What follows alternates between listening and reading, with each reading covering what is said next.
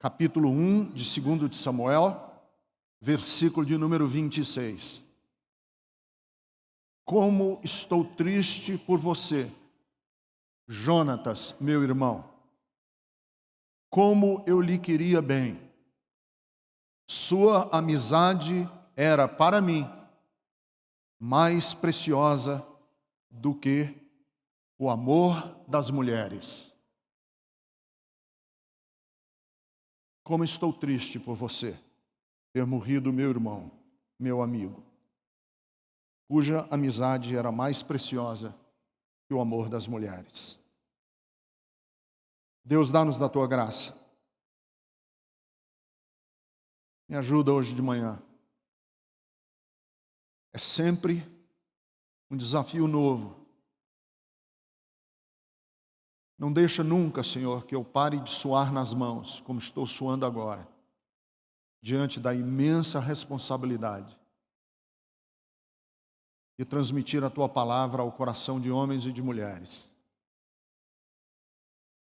Ajuda as pessoas a ouvirem, porque eu te peço em o nome do Senhor.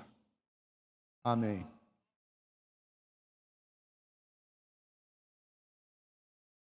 Jonatas era filho do primeiro rei de Israel, Saul.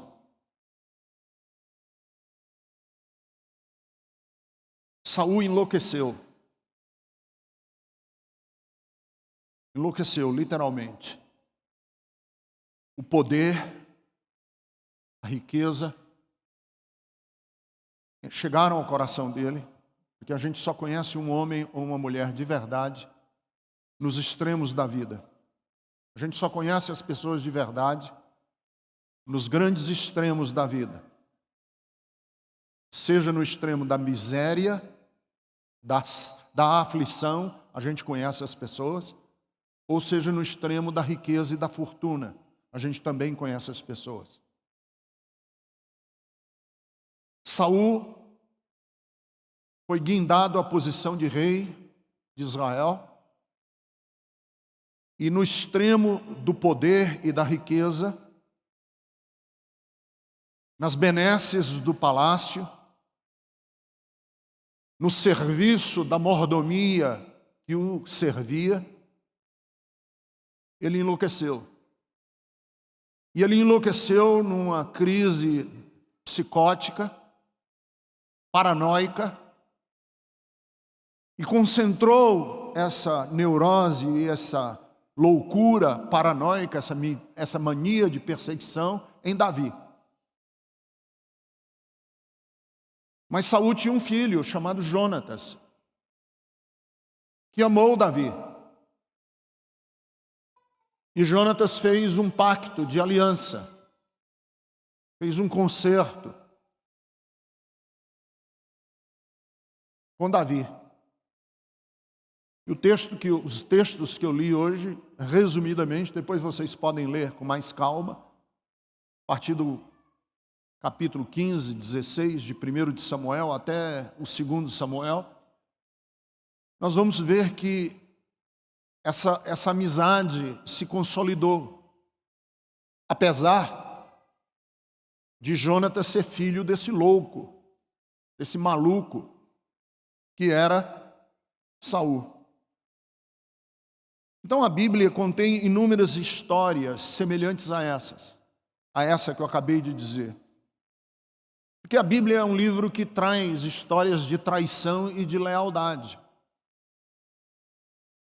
Caim traiu Abel, seu irmão. Jacó traiu Esaú, seu irmão. Os irmãos de José traíram José, seu irmão, vendendo-o como escravo e falseando uma possível morte dele, porque mataram um animal e tingiram o manto dele de sangue, para o pai acreditar que aquele era o sangue do filho e que José estava morto. Mas assim como a Bíblia tem inúmeras histórias de traição, a Bíblia também tem histórias belíssimas de lealdade, de amizade. Ruth e Noemi. Ruth ficou viúva e a sua sogra, Noemi, também era viúva, fizeram uma aliança. Porque Noemi, quando viu que Ruth estava passando com ela uma situação gravíssima de fome e de necessidade, Noemi disse para Ruth, sua nora, e isso aqui é uma coisa estupenda, sogra e nora se darem bem. A Noemi disse, vai embora, vai lutar com a tua vida. E Ruth respondeu um texto que é muito lido nos casamentos, mas que não tem nada a ver com casamento, porque é uma aliança entre duas mulheres. Ruth disse para sua sogra, não me faças partir, que o seu Deus seja o meu Deus, a tua sorte será a minha sorte. E que nada nos separe senão a morte, nada. Tudo o que acontecer com você, acontecerá comigo, porque eu vou firmar com você uma aliança. Jonatas e Davi, li para vocês hoje, é a história que depois vai ter outras histórias muito parecidas, de lealdade e de amizade. Por exemplo, a Bíblia nos diz que Jesus era muito amigo de um tal de discípulo amado. No Evangelho de João, a Bíblia diz assim, ele era o discípulo amado de Jesus. Isso é muito interessante, porque no Novo Testamento, Jesus lidava com diferentes categorias de gente. Jesus lidava com multidões.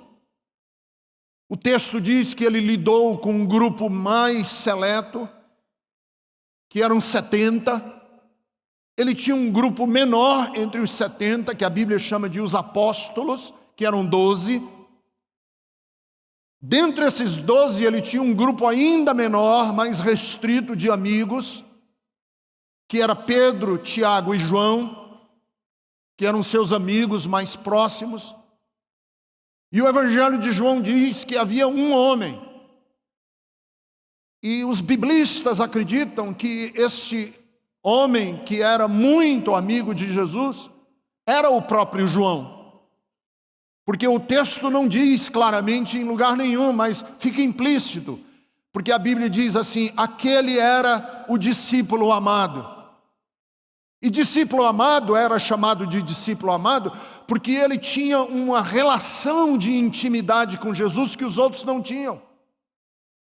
O discípulo amado, por exemplo, contava com confidências de Jesus.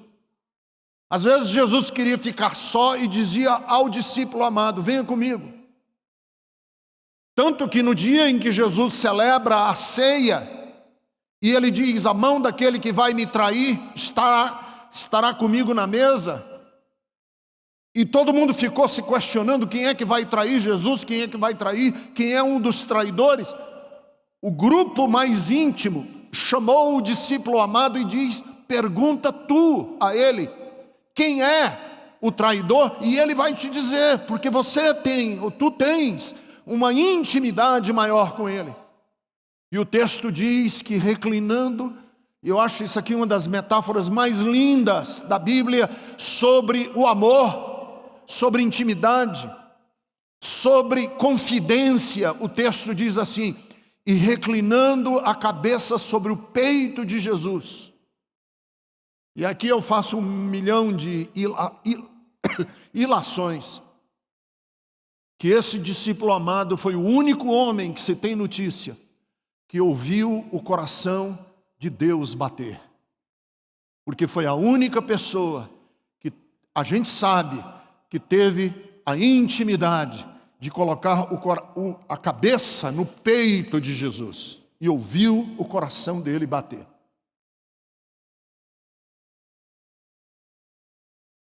Então a Bíblia é um livro riquíssimo em amizades.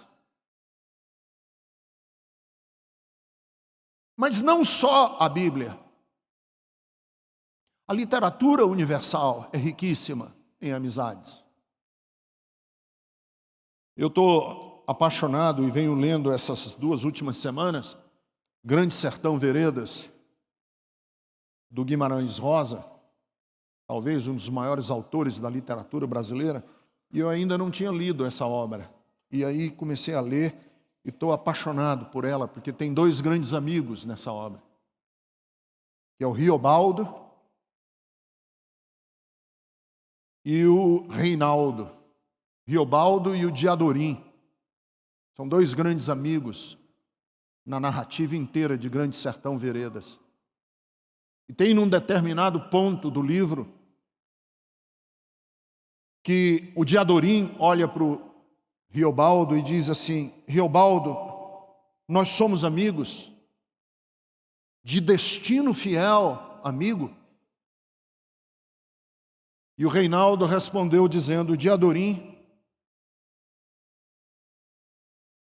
pois eu, em morte ou vivo, sou amigo seu. Pois eu, em morte ou vivo, sou amigo seu. Por isso que Dante Alighieri, quando compôs a sua Divina Comédia, que é uma grande poesia épica sobre o inferno, ele estratificou o inferno, colocando o inferno em camadas. E nas camadas, ou na camada mais profunda do inferno, na camada mais lamacenta, mais fedida de enxofre e mais terrível do inferno,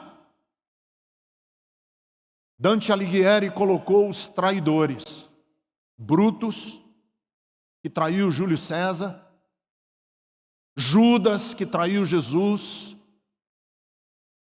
porque na visão de Dante Alighieri não existe pecado mais grave, não existe crueldade maior.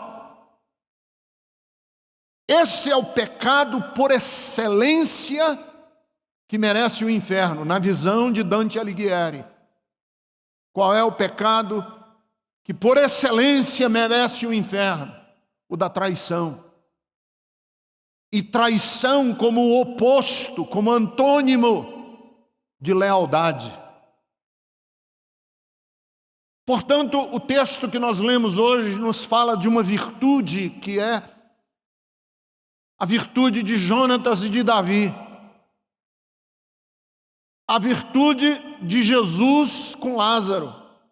E para mim a virtude de José de Arimateia com Jesus e das mulheres que foram para o túmulo de Jesus ungir o seu corpo depois de morto. Porque uma coisa é você ser leal a mim enquanto estou vivo. Outra coisa é você ser leal a alguém que passou por um processo de fracasso. E na visão dos discípulos, na visão das mulheres, Jesus tinha fracassado no seu projeto humano, porque ele estava morto, estava sepultado, e na porta do sepulcro tinha uma pedra, e essa pedra selava o fracasso de Jesus. Por isso é que grande parte do grupo apostólico debandou, foi embora, porque é muito fácil você ser leal no triunfo, mas é dificílimo você ser leal no fracasso. E por isso que o relato, quando diz que João de Arimateia, que era um dos fariseus amigos de Nicodemos, foi lá reclamar o corpo do Senhor Jesus e pedir o privilégio de sepultá-lo. Isso é lealdade. Leal ao homem que estava morto. E a lealdade das mulheres que foram ao sepulcro, porque elas foram leais, mesmo ele já tendo sido sepultado e morto há 3 dias. Foram lá para ungir com especiarias o seu corpo. Portanto, aqui está o primeiro tema que eu quero abordar com vocês hoje de manhã. Que lealdade é uma virtude que, para acontecer, precisa de pessoas nobres. Porque lealdade exige, para ela existir, é preciso que a pessoa que tem essa virtude seja nobre. Porque lealdade não tem muito a ver com o outro. Lealdade tem a ver com a nossa própria identidade. Lealdade é uma questão de caráter. Lealdade não tem a ver com uma resposta minha ao que o outro faz. Lealdade tem a ver com os conteúdos que me fazem homem ou que fazem você mulher. Por isso é quando a Bíblia diz assim: eu te amei, cuidei de ti, fui misericordioso contigo. Geralmente os textos do Antigo Testamento dizem assim: eu te amei, eu cuidei de ti, eu fui misericordioso contigo, Israel, por amor a mim mesmo. Quando a Bíblia diz: eu fui fiel a ti, eu cuidei de ti, por amor a mim mesmo, não é que Deus seja um narcisista monstruoso que ama a si mesmo e que se adora a si mesmo. Não. Quando Deus diz assim: eu cuidei de ti e te amei e fui misericordioso contigo, Israel, por amor de mim mesmo, o que ele está querendo dizer é o seguinte: as minhas ações não foram em resposta ao que você fez ou deixou de fazer. As minhas ações foram devido à minha decisão de amar e de ser leal a Israel, mesmo quando Israel foi um fracasso, mesmo quando Israel promoveu a injustiça, mesmo quando Israel usou do meu nome de uma maneira imprópria, eu ainda assim fui constante no meu amor contigo. Isso é lealdade. É como se Deus estivesse dizendo para Israel: não se preocupe, eu não vou retirar, eu não vou mudar. Aliás, esse é um ponto muito interessante, porque algumas pessoas dizem assim: Deus é imutável. E eu não acho isso na Bíblia. Deus não é imutável. Deus muda, e muda muito. Na longa narrativa das Escrituras, Deus muda muito. Deus não é imutável, porque o conceito de imutabilidade é dos deuses gregos. Deus não é imutável. Deus é constante, e isso é diferente. Aliás, dá à constância um valor ainda maior, porque eu também não sou imutável. E aí a gente entende porque muita gente diz assim: por que eu tenho que continuar amando essa mulher se ela mudou e eu mudei? Porque o amor não precisa da imutabilidade. O amor precisa de constância. E a virtude que torna uma pessoa constante é uma virtude nobre. Por quê? Porque mesmo que você tenha mudado, mesmo que eu tenha mudado, ser leal é dizer às pessoas: eu não vou mudar a minha atitude em relação a você.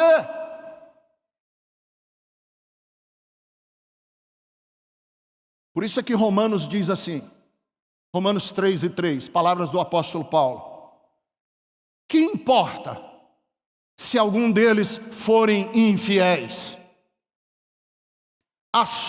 E Paulo faz essa pergunta: a sua infidelidade anulará a fidelidade de Deus? De maneira nenhuma. Seja Deus verdadeiro e todo homem mentiroso. E Timóteo nos diz, Paulo, a carta a Timóteo, o texto sagrado diz assim: se formos infiéis, como é que Deus age? Deus permanecerá fiel. Isso é lealdade. Porque quem não é verdadeiro consigo mesmo, nos processos de mudança, Não será verdadeiro com o próximo nos processos de mudança do próximo. Portanto, lealdade é uma virtude que visita gente nobre. Não espere lealdade dos canalhas, dos mau caráter. Não espere lealdade do egoísta, do avarento, porque lealdade carece de pessoas nobres. Ela precisa ser nutrida no coração de uma pessoa nobre. Por isso leva tempo. Lealdade é algo que a gente constrói e aprende no berço.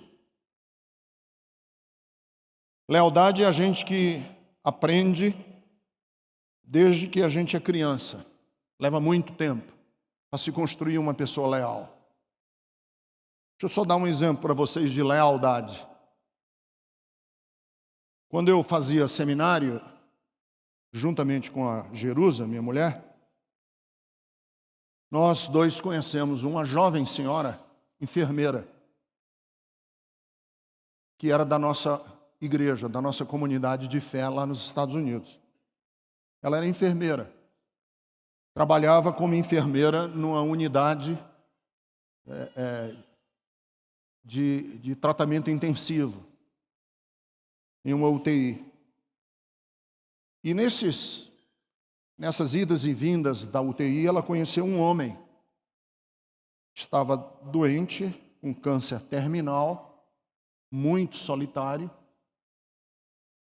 divorciado, que começou a contar para ela a sua vida, que não tinha com quem conversar. Muitas vezes numa UTI, sozinho, ele não tinha com conversar, e pedia a ela um pouco do seu ouvido. E ela começou a doar a ele um pouco do seu ouvido. E ele contou para ela que ele tinha 2 filhos, que a mulher o tinha abandonado quando descobriu que ele estava com câncer, e que ele não tinha família próxima.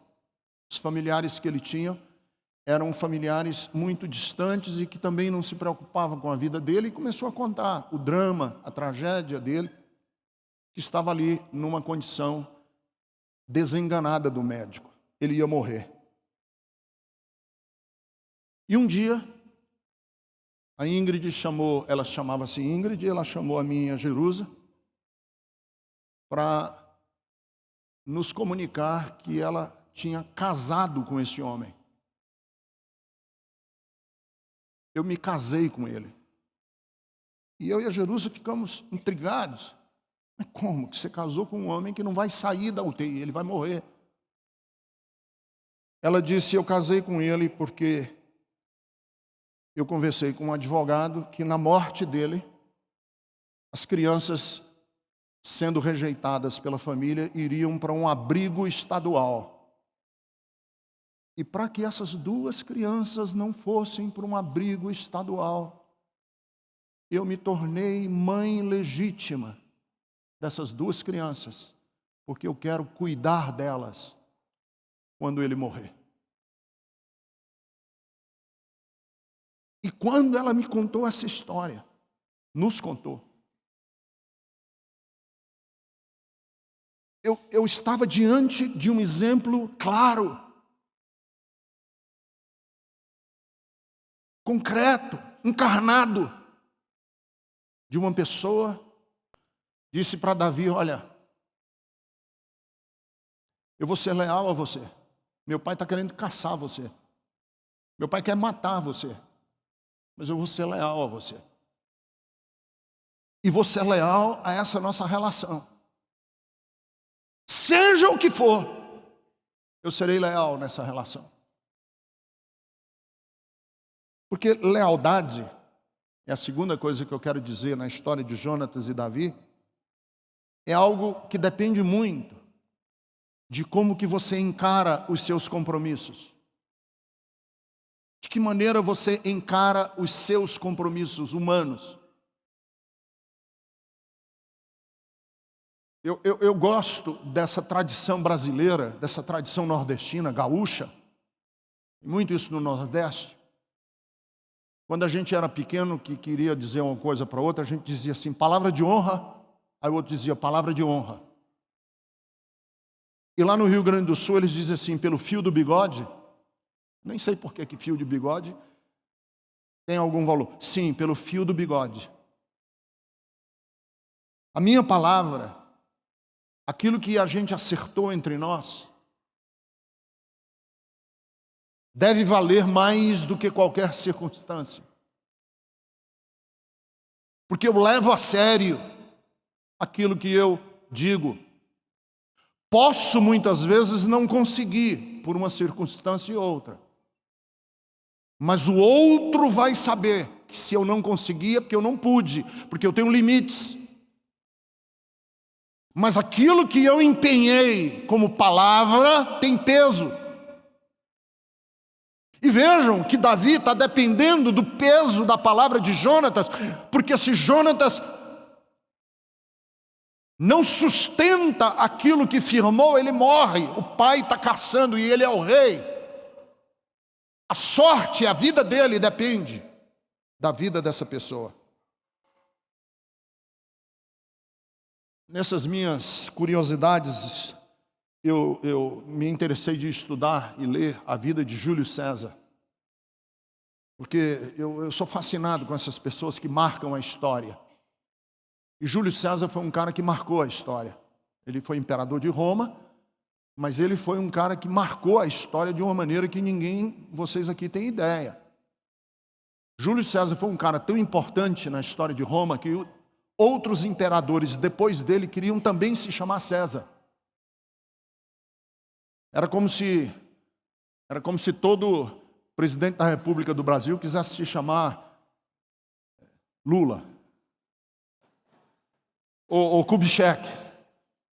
Fernando Kubitschek, né? Fernando Henrique Kubitschek. Luiz Lula Kubitschek. Ou Fernando Collor Lula. Entendeu? Todo mundo queria ter o nome dele. Então o cara se chamava Augusto César. Tibério César. Em homenagem ao Júlio César. Mas não só isso, ele foi um cara tão importante que outros imperadores de outros países queriam se chamar César. Tsar na Rússia é César. Kaiser na Alemanha é César. Eles queriam se chamar de César, os imperadores de outros países. E quando eu li a história de Júlio César, eu fiquei encantado. Porque ele era um homem que conseguia inspirar lealdade nas pessoas que trabalhavam com ele. E daí a gente entende porque que a traição do filho adotivo, que se chamava Bruto, foi uma traição tão horrorosa. Porque ele era um homem que inspirava as pessoas que estavam ao redor dele uma lealdade que era uma coisa impressionante no mundo antigo. Dizem que uma vez Júlio César se dirigiu a Cassínios, um dos seus generais, antes de uma batalha, e ele disse para Cassínios assim: Cassínios, o que devemos esperar da batalha hoje? Cassínios olhou para César e disse: venceremos. E com forte voz acrescentou: hoje mesmo tu me elogiarás, morto ou vivo. Hoje mesmo tu me elogiarás, morto ou vivo. Isso é lealdade. Lealdade que Acílios, um dos generais de Júlio César, estava numa batalha naval perto de Marsella, e na batalha a espada decepou a sua mão direita, e o texto diz que mesmo com a mão direita decepada, ele lutou com o escudo, sem ter mais como guerrear. Ele lançava o escudo contra os soldados até o fim, até a sua morte. Lealdade é dizer assim: ele empenhou a palavra e eu posso depender dessa palavra. E essa é a mensagem do Evangelho. A mensagem do Evangelho é a seguinte: Eu não tenho medo de... Uma vez uma pessoa chegou para mim e falou, pastor, eu estava no... Não sei também, tem umas coisas que eu não entendo. Por exemplo, por que todo mundo coloca em samambaia negócio de maldição? Não, porque tinha uma samambaia e eu... Não, eu tinha uma samambaia, pastor, e uma pessoa falou, eu quero o mal do Ricardo Gondim. E no outro dia a samambaia estava seca. Eu digo, o que tem a coitada da samambaia comigo? O senhor não está com medo? Eu digo, não. Por quê? Porque eu tenho a palavra empenhada de Deus, de que se Ele é por mim, nada pode ser contra mim. Eu tenho a palavra empenhada de que eu sou dele e Ele é meu. Eu dependo desse concerto que Ele fez, unilateral, de lá para cá, não é daqui para lá, é de lá para cá. Eu sou amado de Deus, ponto final. E eu não aceito a acusação do diabo, do demônio. Eu não aceito a acusação de pastor tradicional, pentecostal. Eu não aceito a tradição. Por quê? Porque eu sei que sou amado, porque tem uma palavra empenhada, e essa palavra empenhada, eu posso depender dela, é a de Deus.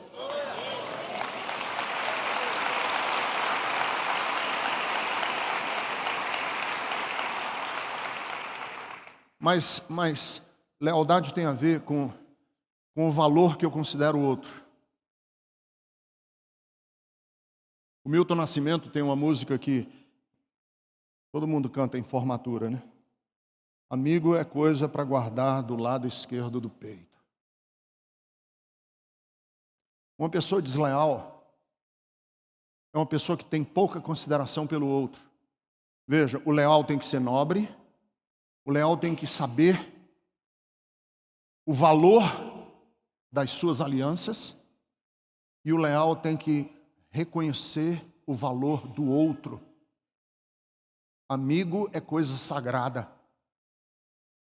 O outro é sagrado. Quando eu considero o outro como sagrado, eu me proíbo a traí-lo, porque eu estou traindo um valor sagrado.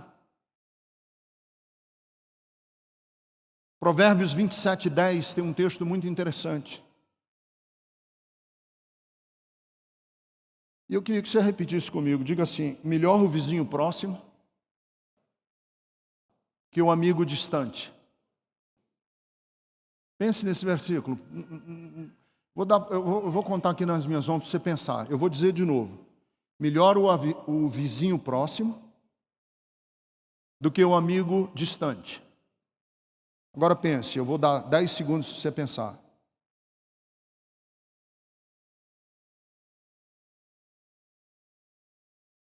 Pensou no versículo? O que é que significa?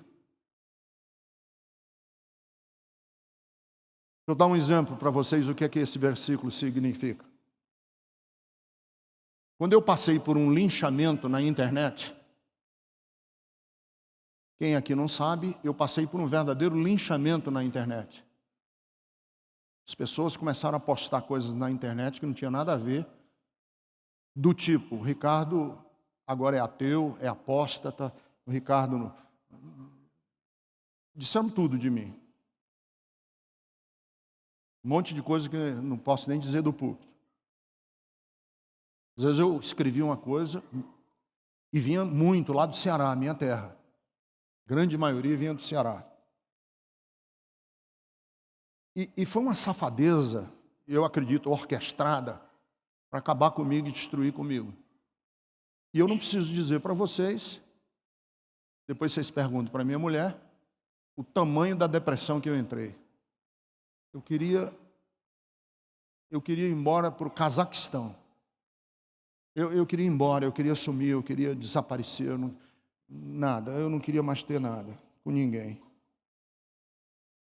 E muitos dos meus amigos, pastores, que não eram da Bethesda, de outros círculos, que eu viajei para ir pregar na igreja deles, que eu deixei minha casa para ir lá falar nas igrejas deles, que deixei vocês aqui muitas vezes para ir pregar na igreja de outro pastor.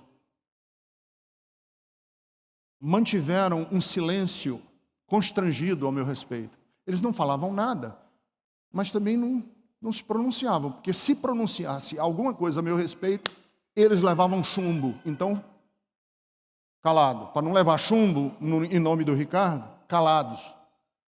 E eu, às vezes, querendo alguém que dissesse assim, muito bom. Eu escrevi um texto esperando que alguém dissesse assim, eu concordo ou eu discordo, mas eu estou com o Ricardo. Alguma coisa. Nada. O silêncio dos meus grandes amigos, constrangedor. De repente, eu estou na minha casa, abro os meus e-mails e recebo uma carta de um grupo, nos e-mails, uma carta, de um grupo de monges do Paraná, monges católicos apostólicos romanos do Paraná. E na carta eles diziam assim, Ricardo, nós somos uma ordem monástica, assim, assim, assim, se descreveram, você não nos conhece. Mas a gente acompanha você à distância, soubemos do que você está passando, e o seu nome agora faz parte das nossas orações diárias. Nós estamos aqui escrevendo para você, para dizer para você que você pode contar conosco, para o que der e vier. Entenderam o versículo? É melhor ter um vizinho distante, ou um vizinho próximo, do que ter um amigo que se diz seu amigo, mas no dia que você se ferra, no dia que você tropeça na vida, esse amigo dá uma de migué. Ah, é? Não sabia. E o outro se comove com a sua dor. Aí o texto diz, é muito melhor ter esse vizinho próximo, é melhor você ter um vizinho aqui do seu lado, que nem é seu amigo, mas que você pode chegar lá e dizer assim, estou desesperado, preciso da sua ajuda, do que você ter um amigo que é amigo, mas ele é distante de você. Porque lealdade tem a ver com que valor você olha o outro.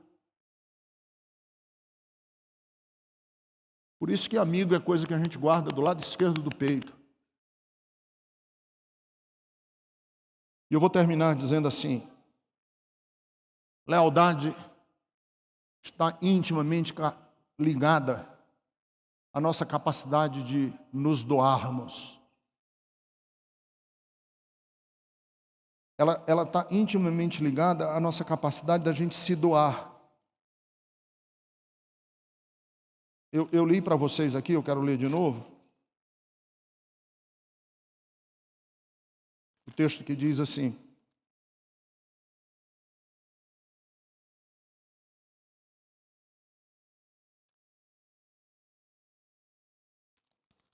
Qual foi? Espera aí.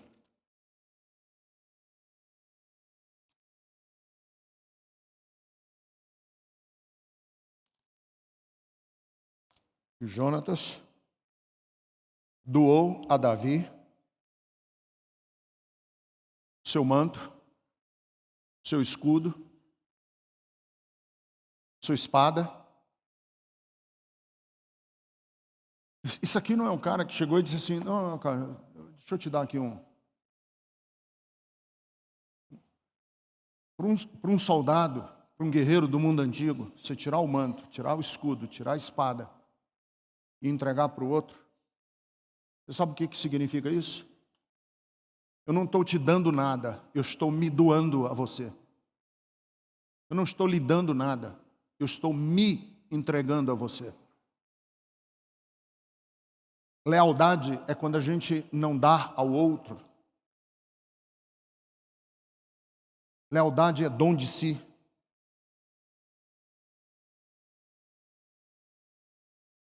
Versículo 3. Tirou o manto que estava vestindo, deu para Davi, entregou a sua túnica, a sua espada, o seu arco, o seu cinturão. Isso é lealdade. Ele se doou. Isso aqui o texto está querendo dizer assim, ele entregou tudo que tinha. Dom de si é um ato que faz a nossa doação ir além de alguma coisa que a gente está dando. Junto com aquilo que a gente está dando, a gente está se dando. Por isso é que a Bíblia diz assim, Deus amou o mundo de tal maneira que deu o seu Filho unigênito. Porque nesse ato de se doar, de dar, ele se doou. E a Bíblia diz assim, e Deus estava em Cristo reconciliando o mundo consigo mesmo. Ele não estava dando uma coisa, ele não estava dando uma pessoa, ele estava se doando nesse ato. Doação de si é a superação do egoísmo. A doação de si é uma generosidade que implica em abrir mão de sequer receber uma recompensa. Porque sabe uma coisa lindíssima que aconteceu do pacto de Jonatas e Davi? Jonatas nunca viu Davi sentar no trono de Israel. Nunca ele viu. Ele morreu antes de Davi sentar-se no trono de Israel. Ele morreu antes de ser recompensado pelo que ele tinha feito. Ele morreu antes de ver o resultado daquilo que ele tinha feito. Ele morreu antes, ele foi morto pelos amalequitas numa batalha, antes de Davi ser guindado ao trono. Isso é lealdade. Lealdade é quando eu faço um concerto e uma aliança sem saber como é que isso aqui vai dar certo, se eu vou ser beneficiado, se você vai triunfar, se você vai ser campeão, se você vai ser rico, se você vai ficar famoso, não importa. Eu tenho um pacto de aliança com você e esta é a grande mensagem do Evangelho para todas as pessoas. Deus não nos ama porque nós vamos dar certo. Deus não nos ama porque a gente vai ser triunfante e porque a gente vai ser o campeão dos campeões. Deus nos ama na nossa pequenez e na nossa fragilidade, mesmo que a gente nunca dê certo na vida, nós somos amados e queridos de Deus.